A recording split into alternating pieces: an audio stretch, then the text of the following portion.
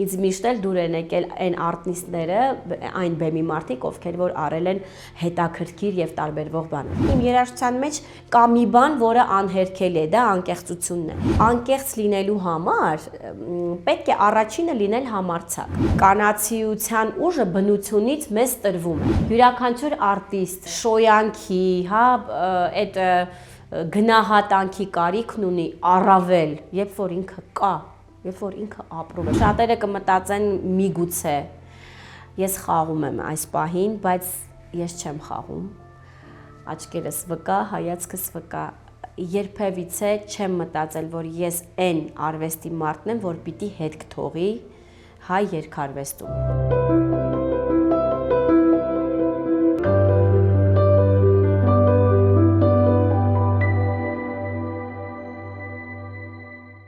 Բարև ձեզ։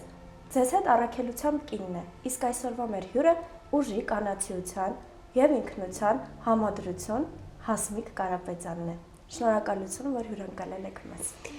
Ողջույն, անչափ ուրախ եմ գտնվել կրկին անգամ այս տաղավարում, որովհետև հենց ինքը հաղորդման անվանումը առաքելությամբ կինը բավականին պարտավորեցնող է։ Շնորհակալ եմ ինձ այդ շնորհելու համար եւ կարծում եմ հետաքրքիր զրույց կունենանք։ Ձեզ եմ շնորհակալ, որ եկել եք։ Եվ առաջին հարցը, որը կուզեմ ձեզ հղել, ձեր բեմական կերպարը միշտ ունեցել է հստակ ոճ եւ ինքնություն։ Ինչն է ձեզ տարբերում մնացածից։ Իզաբելա ջան, ես երբեք չեմ մտածել իմ կերպարի մասին, այդպես մասնավոր, երբեք չեմ մտածել, ամեն ինչ ստեղծվել է մի տեսակ ինքնստինքյան, ինքնաբերաբար, որովհետև երբ ես սկսել եմ երգել, հենց այդ իսկ պահից մտնելով ստեղծագործական կյանք միշտ ունեցել եմ մարդիկ, ովքեր այս կամ այն ժամանակահատվածներում ինձ ուղղորդել են։ Օրինակի համար սկսել եմ երգել Արձագանք ստուդիայում, այդ ժամանակ ինձ ուղղորդում էին Եղիշե Պետրոսյանը, Արտավազդ Բայացյանը, իմ առաջին քայլերն այնտեղ եմ արել, հետո արդեն երգի պետական թատրոնում, որտեղ որ Արտուր Գրիգորիչների ուղղորդողը բոլոր իմաստներով, այնտեղ արդեն ավելի խորը, ավելի լայնածավալ, այն իմաստով, որ ոչ միայն երգում էի որպես հեղինակ, այլ նաև բեմադրվում էին մյուզիկլներ, հետաքրքիր բեմականացումներ, որտեղ ես ավելի հանդես էի գալիս նաև որպես դերասանուհի, իսկ բեմական կերպարը պետք է ասեմ, որ իմ մեջ արդեն եղել է, այսինքն ես կարծում եմ, որ յուրաքանչյուր ստեղծագործող, որ մտնում է այդ դաշտ, արդեն ինքը այդ կերպարով էլ հենց մտնում է, եւ առհասարակ չեմ էլ մտածել, որ ես այդպես հատուկ բեմական կերպար ունեմ, փաստորեն ունեմ, որ նկատվել է։ Իհարկե ունեք, շատ ուրախ եմ։ Իսկ կա որևիցե խորհուրդ, որ ձեր ուսուցիչները ձեզ տվել են, որ մինչ օրս հիշում եք։ Խորհուրդներ շատ են եղել իմ կյանքում, հենց այդ նույն ուսուցիչներիս կողմից, բայց կա մի խորհուրդ, մի պատգամ, կարելի ասել, որը որ ես երբեք չեմ մոռացել, այսպես շատ տպավորվել է եւ անընդհատ ես հիշում եմ այդ մասին։ Արտուր Գրիգորիչը ինձ մի օր ասեց. «Հասիկո ջան, ես ուզում եմ քեզ տալ այս կյանքի ամենակարևոր խորհուրդը, ուղերձը, ուր էլ լինես, ինչ էլ անես, երգես, չերգես, ընտանիք կազմես, չկազմես, ասեց հիշիր մի բան, միշտ մնա մարդ»։ Այսինքն ասեց մեզ համար ամենալավ մասնագիտությունը դա մարդ մնալն է, յուրաքանչյուրիս համար, դա շատ այսպես ուժեղ է տպավորվել իմ մեջ եւ ես հասկացել եմ, թե ինչ խորիմաստ բան է ինձ ասված եւ անընդհատ ինձ պետք է եղել դա, որովհետեւ եղել են իրավիճակներ իմ կյանքում, որ ես կարող էի մարդ չմնալ, ես կարող էի փոխել ինքս ինձ, չարանալ, ինչ որ մարդկանց արարքների ազդեցության պատճառով դառնայի վատը, բայց ես այդ խոսքը, այդ նախադասությունը հիշելով փորձեցի եւ կարծում եմ ինձ մոտ ստացվեց մնալ մարդ։ Ինչպես եք պահպանում ձեր անհատականությունը, երբ շոու բիզնեսում բոլորը իրար նմանակում են։ Կարծում եմ, որ ամենակարևոր բանն այն է, որ ես ի սկզբանե հեղինակ եմ։ Այսինքն հիմնականում ես կատարում եմ այն, ինչ հոգուց բխած է, ինքս եմ գրում, ինքս եմ հորինում այն մեղեդիները, որոնք հետո արդեն դառնում են երգեր, որոնց վրա դրվում է խոսքերը, թե իմ գոլեգաների, որոնց հետ անընդհատ համագործակցել եմ Ավետ Բարսեղյան, Վարդան Զադոյան, Գիսանե Պալյան, այսինքն կարծում եմ, որ հեղինակը ինքը իրենով արդեն տարբերվում է եւ հեղինակը թող անհամեստ չթվա, բայց այնքան ինքնաբավ է, չէ՞ որ ինքը ստեղծում է իր ներսում եղած ապրումներից երգեր։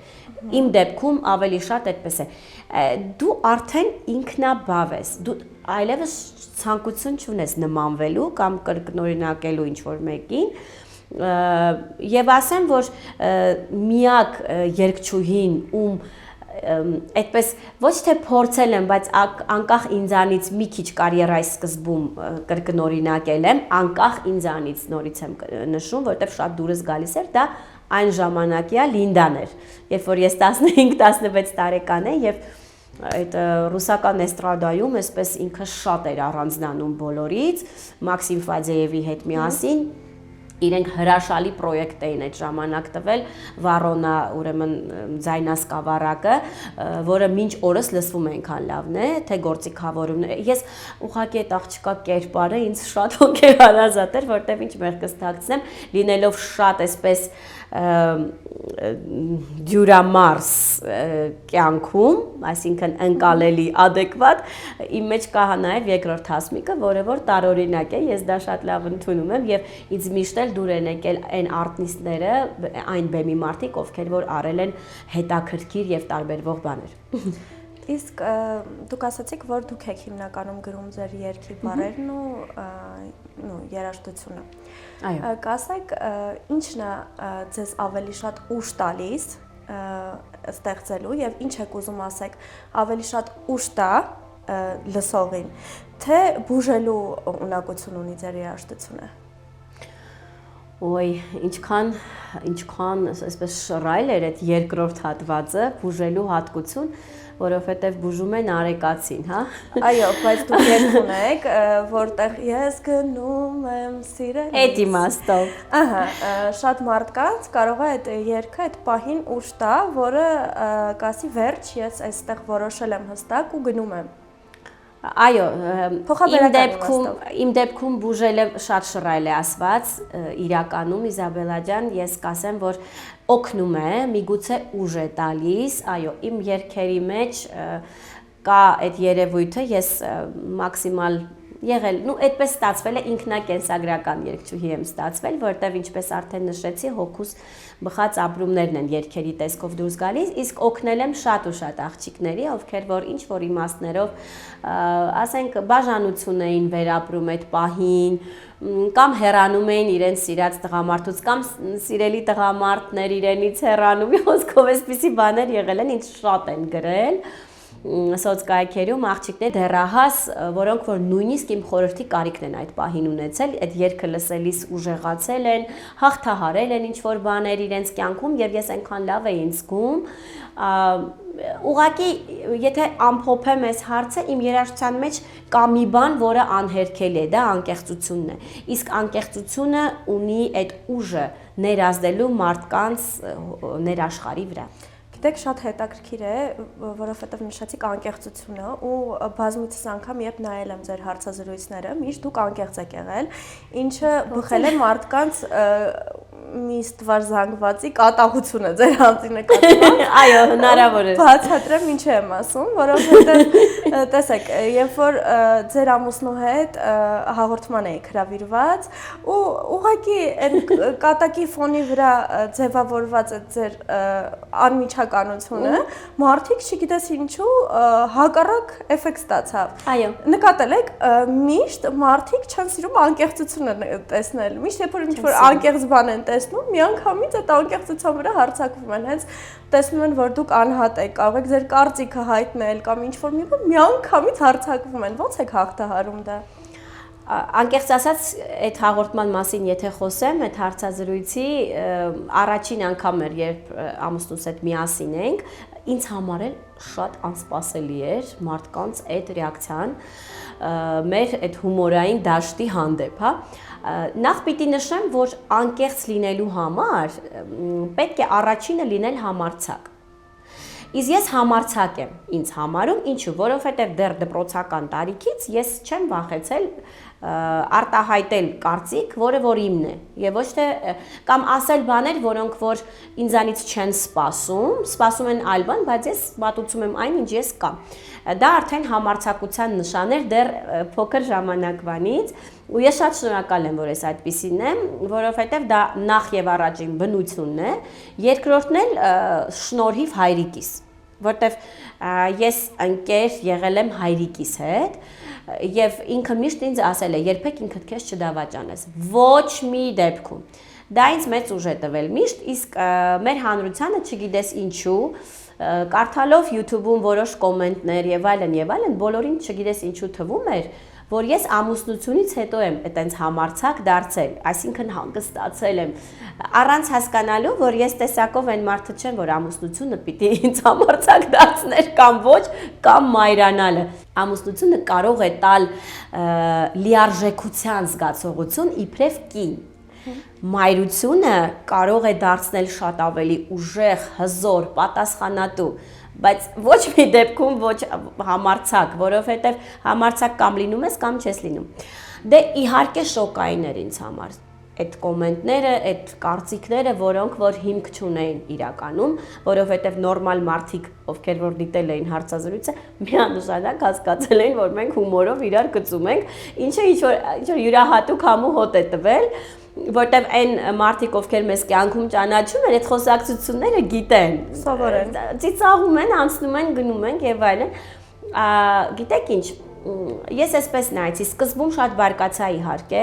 որովհետև ես չէի ցանկանա տեսնել իմ ազգի այդ չափ ցածր մակարդակը ու մասնավորապես ոչ թե տղամարդկանց, այլ կանանց։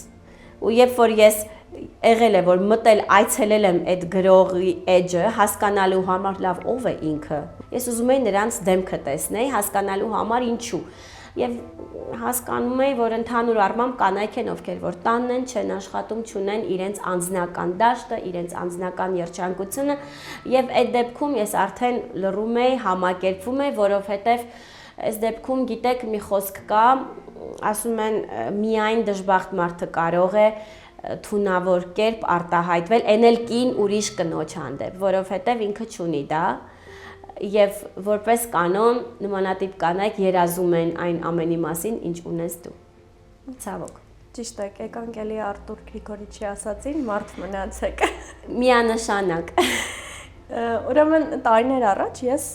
բեմում ելույթ եմ ունեցել ու հիշում եմ ոնց էր ոտքերս դողում, բառից բուն իմաստով։ Իսկ ձեզ որ բեմում տեսնում եմ, թե առաջին օրվանից կարելի ասել, ավելի ինքնավստահ եք, հենց մի քանի տարի առաջ ես նոր որ սկսել էիք, միանգամից այդ ինքնավստահությունը կար։ Ուզում հասկանամ դա բնատուր է, թե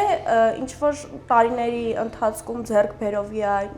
ոնց է եղել։ Կարծում եմ առաջին հերթին դա բնատուր է։ Այդ օժտվածությունը, որովհետև ես դեռ մանկապարտեզային տարիքից տիկտիկներից շարում էի բազմոցին, հագնում էի մամայիս այդ բարձր կոշիկները ճիտքերով եւ մամայիս կեսները, մեյքափ էի անում եւ տիկտիկներից համար համերգ էի տալիս։ Շատ ծիծաղալու էր, ասենք երևի 4-5 տարեկանից, ես շատ լավ հիշում եմ։ Մինչ մանկապարտեզ, թե մանկապարտեզային, հետո արդեն ավելի գլոբալ դպրոցում ավելի ինչ-որ, չգիտեմ, ինչ աստիճանի համերգներ էին մեր տանը, ես միշտ սիրել եմ ուշադրություն ինձ վրա։ Այսինքն ինչ է նշանակում, արդեն նշանակում է, որ ես սիրել եմ այդ ուշադրությունը եւ չեմ ամաչել դրանից։ Կարծում եմ դա հենց բնությունս է, հետո արդեն կյանքի բերումով է այդպիսին դառնում հայտնվում ես այնպիսի վայրերում, շրջապատում, որոնք որ այն մարդկանց շրջապատում, որոնք որ քեզ նման են պարզապես, էլի բաց են, ազատ են եւ չեն կաշկանդվում։ Այնքան շնորհակալ եմ, որ ես բարդույթներ ունեի սկզբում, բայց այդ բարդույթները գնալով չքվեցին, այսինքն անեացան, հիմնականում հակառակն է լինում։ Փոքր ժամանակ չես ունենում բարդույթներ, հետո ձևավորվում են այդ բարդույթները, որովհետև միգուցե սխալ մարդկանց շրջապատ ես ընկնում, մարդիկ են լինում, ովքեր որ քեզ խոսքով վիրավորում են եւ դա քո մեջ մնում է։ Այո, փակում են։ Իմ կողքին միգուցե ես բախտավոր եմ, որ ինձ սիրել են, իմ ընկերական այդ բոլոր շրջապատները, որտեղ որ ես հայտնվել եմ, շփվել եմ, ինձ սիրել են։ Շատ սիրել են հոգուս հետ խաղալ եւ միշտ ասում են մենք ուրիշների հոգու հետ չենք ուզում խաղանք, հասմիկ, որտեվ քո հետ այդ այնքան ուրիշ է, որտեվ մենք ինչ ուզում ենք, դու այդ ռեակցիան տալիս ես։ Ներվեր էմոցիաները, այո, ներվայնանում են, նյարդայնանում են։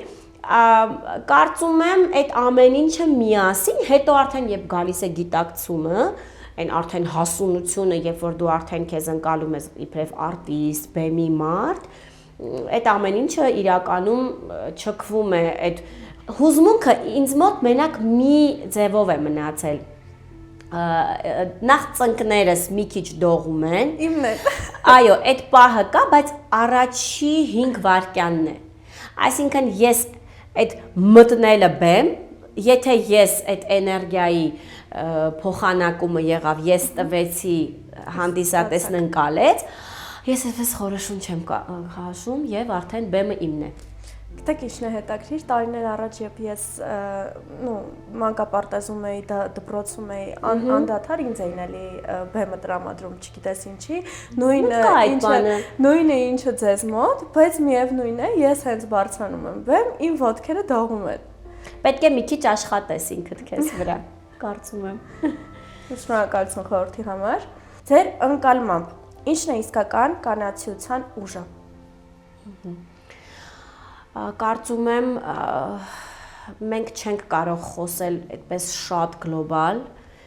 իսկական կանացիության ուժի մասին, որովհետև տարիների ընթացքում ես մի պատասխան ունեի դրան, խելամտությունը, իմաստությունը, նմանատիպ բաներ էին, պատասխաններ էին իմ մտքում այդ հարցին, բայց հիմա ես հասկացել եմ, որ դա շատ հարաբերական երևույթ է եւ շատ ինդիվիդուալ, որովհետեւ ընթացքում հասկացա, որ այն ուժը, որը քոնն է, մյուսի համար դա թույլ տեղ կարող է դիտարկվել ուրիշ մի աղջկա կամ կնոջ համար, այսինքն յուրաքանչյուր կնոջ այդ իսկական ուժը, այն ամենակարևորը, որով ինքը հաղթում է ամեն ինչ այս կյանքում, առանձին է ձևավորվում ըստ նրա ապրած կյանքի, անցած ճանապարհի եւ իհարկե շատ մեծ նշանակություն ունի, թե ինքը ինչ միջավայրերում է եղել, ինչեր է հաղթահարել եւ ինչ տղամարդիկ են եղել այդ կնոջ կողքին։ Ես դա չեմ կարող չնշել, որովհետեւ կանացիության ուժը բնությունից մեզ տրվում է։ Մենք շատ ուժեղ ենք, հենց ծնված վայրկյանից, որ լույս աշխարհ ենք գալիս, թող չվիրավորվեն մեր շատ սիրելի եւ հարգարժան տղամարդիկ, բայց մենք այսպես թե այնպես ուժեղ ենք ծնվում, որովհետեւ մեզ է տրված մայրանալու դերը, մեզ է տրված այդ բոլոր տանջանքների, ես չեմ վախենում այդ խոսքից, տանջանքների բուն իմաստով միջով անցնելը, մեզ է տրված շատ ու շատ բաներ այս կյանքում, որ մենք պետք է հաղթահարենք եւ էլ չեմ խոսում այդ օվկիանոս համբերությունը։ Մեզ է տրված։ Եկեք չգնանք շատ հեռու, տղամարդը, հա, պապան, երբ որ 2 ժամ երեխաների հետ զբաղվում է, արդեն իր մոտ արդեն ստրես է սկսվում։ Իսկ մենք ամբողջ կյանք հասկանում եք ժամեր։ Մի խոսքով չեմ ուզում մանրանալ, շատ ու շատ բաներ կարող եմ ասել եւ ապացուցել, փաստացի, որ դա այդպես է, չնայած կան ի ուրախություն ինձ այս պահին շատ ու շատ տղամարդիկ իմ շրջապատում, իմ միջավայրում, որոնք որ դա շատ հեշտ ընդունում են, ես ասում եմ, հա, դուք ճիշտ եք։ Դու ճիշտ ես։ Հիմա իսկ գլոբալ իմաստով, եթե այս հարցին փորձեմ պատասխան տալ, կնոջը շատ մեծ ուժ է տալիս իմաստությունը, այդ եթե մի քիչ այսպես շատ լայն պատասխանեմ հարցին, ինչի, որովհետև իմաստուն կինը արդեն շատ ու շատ հարցերի պատասխանները ինքը իր մեջ գիտի եւ գիտի ինչպես վարվել միջավայրի հետ, գիտի ինչպես ասենք վերաբերվել նույն սկեսուրի հետ, որպեսզի լավ լինի ամեն ինչ, նույն ամուսնու հետ, նույն երեխաների, նույն ընկերուհիների, ընկերների, իմաստուն կինը արդեն որ դիմացինի հետ շփվում, արդեն գիտի իրեն ոնց դրսևորի։ Դա է հարցը, եւ ըստեղ խոսքը միայն դրսևորման մասին չի, հա, մարդկային հարաբերությունների մասին չի։ Կնոջ մեջ արդեն այդ ամեն ինչը կա։ Այ խելացի կինը կարողանում է իր մեջ գտնել այդ ուժը ու կիրառել ոչ ի վնաս, որտեվ կնոջ ուժը կարող է նաև ահաբեկիչ լինել։ Եթե նա ցանկանա, նա կարող է ամեն ինչ քանդել։ Տղամարդը չի կարող, կինը կարող է։ Համ կառուցողն է կինը, համ քանդողը։ Եվ կառուցողն է, եւ քանդողն է, երկուսն էլ շատ լավ է մեզ մոտ ստացվում, պարզապես ես միշտ ասում եմ, պետք է յուրաքանչյուր ոք, թե կին, թե տղամարդ ապրի այնպես, որպեսզի չտրորի ոչ ոքին։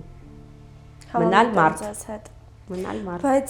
հիմա մի փոքր փոխվել է, քանի որ ես նկատում եմ, որ տղամարդիկ նույնպես օգնում են կանանց, տարիներ առաջ եթե լիներ, չի համաձայնվի, որովհետև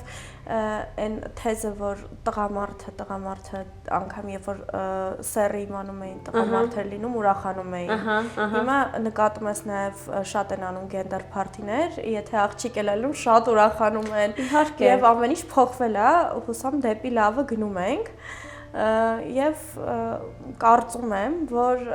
արդեն ավելի շատ տղամարդիկ կօգնեն իրենց կանանց, որովհետև հայ կնոջ կերպարը ավելի եթե տեսնես տանջված է, չգիտես ինչի, նույն մեր տատիներին որ նայես, ավելի տանջված են, ավելի սենց շատ սենց դե պարզ է, տատիկները, նույն մայրիկները, մեր այդ հայ կին ասվածը, հա, իրենց դեմքում, թե տատիկի դեմքում, թե մամայի։ Ես կարծում եմ, որ հիմա շատ բան է փոխվել, այո, եւ դեռ կփոխվի, որովհետեւ եկող սերունդը, նույնիսկ ինձանից հետոյի հետոն, ես նայում եմ իրենց, շփվում եմ, եղել են առիթներ, ես հասկանում եմ, որ իրենք նախ շատ իրենց սիրում եւ հարգում են աղջիկները հիմա, մեզանից շատ։ Եվ նույն կերպով տեսնում եմ, որ երբևիցե թույլ չեն տա, որ նույնիսկ իրենց ամուսինը իրենց ոտնահարի կամ իրենց իրավունքները ոտնահարի, այնպես որ ամեն ինչ նորմալ է։ Հետո ձեր ասածը, որ կինը ավելի իմաստուն է լինում, ավելի հաղթահարում է, այդ իմաստությունը մեր ժամանակ գալիս էր ինչ-որ սխալներից, իսկ հիմա արդեն ինձ թվում է ծնե է լինում, չգիտես ոնց։ Ես կարծում եմ արդեն կինը, որ լույս աշխարհ է գալիս, ինչպես ասեցի, այդ ամեն ինչը կա, այդ ծրագրի մեջ կա։ Ուղղակի այստեղ կա մի հասկացողություն, որի մասին շատ այսպես ծավալուն չեմ խոսի, որտեղ ինքը շատ լայն թեմա է։ Այսինքն ասում են երեխաները պատասխան են տալիս իրենց ծնողների սխալների եւ ինչու՞ չէ նաեւ ապրելակերպի համար։ Ես ուղղակի հորդորում եմ մեր հայ մամաներին այս իմաստով, երբեք եթե դուք ապրել եք եւ տանջվել եք, հա, ձեր ընտանիքներում, որտեղ որ հարս եք գնացել, ընտրություն եք արել եւ գնացել եք այդ ընտանիք կամ առանձին եք եղել ձեր ամուսնու հետ, կապ չունի այս դեպքում, այն կյանքի որակը, որը որ դուք եք ունեցել, դա միայն ձեր խելքից եւ ձեր կուլ տալուց բխող բաներ են շատ հարցերում, հա, երբեք մի մտածեք, որ թե ես սենց ապրել եմ, իմ աղջիկն էլ պիտի տենց ապրի, ոչ, մենք պիտի մաքրենք մեր սերունդները եկող, մենք պետք է աղջիկներին սովորացնենք ճիշտը եւ ոչ թե ասենք ես այսպես եմ արել, դու էլ արա, դա շատ սխալ է, դա կարման է արդեն սկսում աշխատել, դրա համար չասեցի չեմ ուզում այսպես շատ ծավալուն խոսել այս թեմաների շուրջ, որտեղ այդ թեմաները բավականին լուրջ, ապացուցված եւ բարդ են։ Ուղղակի ես որպես աղջիկ, օրինակ ինչ որ դժվարություններ կամ որպես մայրիկ, որ ես ունեցել եմ կամ ունենում եմ, բնականաբար ես ամեն ինչ կանեմ, որ իմ աղջիկը դա չունենա։ Եվ ճիշտ խորհուրդ կտամ։ Եկանք այն բուն թեմային, որ ամենակարևորը, որ դուք սիրեք ինքներդ ձեզ եւ հարգեք ինքներդ ձեզ։ Եվ վերջին հարցս, ինչպիսի հետք եք ուզում թողնել հայկական շոու բիզնեսում։ Ոյ, մշակույթում։ Չգիտեմ, ես թող այդպես, չգիտեմ, շատերը կմտածեն միգուցե ես խաղում եմ այս պահին, բայց ես չեմ խաղում։ Աչքերս վկա, հայացքս վկա, երբևիցե չեմ մտածել, որ ես այն արվեստի մարդն եմ, որ պիտի հետք թողի հայ երկարվեստում, որտեղ որ ես եղել եմ կամ եւ Տեր Աստված թույլ տուր երկարատև լինեմ, որտեղ շատ եմ սիրում իմ աշխատանքը, բայց եթե հարցը այսպես ձևակերպվեց, հետք, գիտեք ինչ, ես ուզում եմ, որ մարդիկ ասենք իմ սերնդակիցները ինձանից հետո ովքեր որ հասցրել են կամ հասցնում են դեռ լսել, ունկնդրել իմ երգերը, գալ իմ համերգներին եւ այլն, պատմեն իրենց բալիկներին, իրենց հետո բալիկները իրենց բալիկներին, հիմա Փառք Տիրոջ կարող են սոցկայքերում միացնել իմ երգերը, ծանոթացնել եւ այլն, որ կար ժամանակին էսպիսի մի երգչուհի, երգում էր անձրևի մասին, ասենք անձրևի մասին, կամ ինքը շատ էսպիսի կերպար էր, անկեղծ էր, չգիտեմ, եթե նույնիսկ խոսացվի այդ մասին, ես ինձ շատ լավ կզգամ բնականաբար։ Տեսեք, ինչքանով ես եմ նկատել, կարող է սխալ եմ նկատել, կարող եք ինձ ուղղել, մեր արտիստների մոտ կա մի sense տպավորություն, որ իրենց չեն գնահատում, ու ես նկատել եմ դա ինչի։ Երբ որ արտիստը բեմում է, երբ որ արտիստը ողջ առողջ է, ամեն ինչ իր մոտ լավ է, նոր ու նոր երգեր է, ստեղծագործություններ է հանձնում դատին, չի գնահատվում այդ բանը, բայց Աստված մի արասե, հենց արտիստը մահանում է, բոլորը հիշում են, թե ինչքան էին իրան սիրում, ինչ քնքշությամբ են վերաբերվում, անգամ եթե այդ մարդը ամենավատ մարդն էր այդ բանին դրությամբ։ Այո, նկատվում է այդպիսի երևույթ ցավոք սրտի, նույնիսկ ես կասեի, որ մեր հայ ազգին դա շատ բնորոշ հատկություն է, այսինքն իրապես պետք է յուրաքանչյուր արժեք ներկայացնող, թե արվեստագետի, թե քանդակագործի, թե գրողի, թե պարուհու կամ պարողի գնահատել այն ժամանակ, երբ որ ինքը կա, ինքը շնչում է, ինքը ստեղծագործում է, ինքը արարում է, բայց այդ ժամանակ հիմնականում նախընտրում ենք ավելի չարախոսել այդ մարդու մասին, չգնահատել, քան երբ որ Աստված մի արասե ինքը այլևս այս կյանքում չի լինում, սթափվեք մարդիկ, որովհետև այդ այնքան կարևոր բան է, յուրաքանչյուր արտիստ շոյանքի, հա, այդ գնահատանքի կարիքն ունի առավել, երբ որ ինքը կա, երբ որ ինքը ապրում է, որովհետև դա իրեն թևեր կտա, որ ինքը էլի ստեղծագործի, նոր հետաքրքիր բաներ մատուցի եւ հարստացնի մեր արվեստի դաշտը։ Փառք Աստծո, դա ձեզ ընդհանրապես չէր վերաբերվում, քանի որ խոսում են ձեր համերգները, որը դուք անում եք, իդեպ երբ են ձեր համերգը, մոտ ժամանակներս։ Այո, այս տարի շատ ակտիվ եմ սկսել, ամիսը 1-2 անգամ համերգներով հանդես եմ գալիս, հասցրել եմ նոր տեսահոլովակ հանձնել լսարանիս դատին, ինչու ոչ, այո, եւ դեռ 2 ստեղծագործություններ կան, որոնք պետք է տեսահոլովակների տեսքով ավարտեմ, ընթացքի մեջ է ամեն ինչ եւ սիրով տեղեկացնեմ, որ հաջորդ համերգս տեղի կունենա մարտի 28-ին, արդեն Գարնան շնչով, մեր շատ սիրելի եւ ճանաչված Հին Անի մյուզիկ հոլում, որտեղ որ շատ հետաքրքիր, ջերմ, երաժշտական երեկո է սպասվում բոլորիդ, իդեպ ասեմ նոր քավերներ են լինելու, նոր 2 ստեղծագործություններ, այսինքն պրեմիերաներ են ունենալու, այնպես որ սիրով սպասում եմ իմ շատ սիրելի լսարանին։ Շնորհակալ եմ հյուրընկալելու համար։ Եվ ուզում եմ խոսքս ավարտենք Արտուր Գրիգորիչի խոսքերով, մարդ մնացեք մարդիկ, անկամ եթե ինչ-որ մի բան ձեր կյանքում այդպես չի գնում, միշտ հիշեք ձեր մեջի մարդուն, իսկ ձեր հետ առաքելությամբ կիններ եւ ես Իզաբելը կհանդիպենք։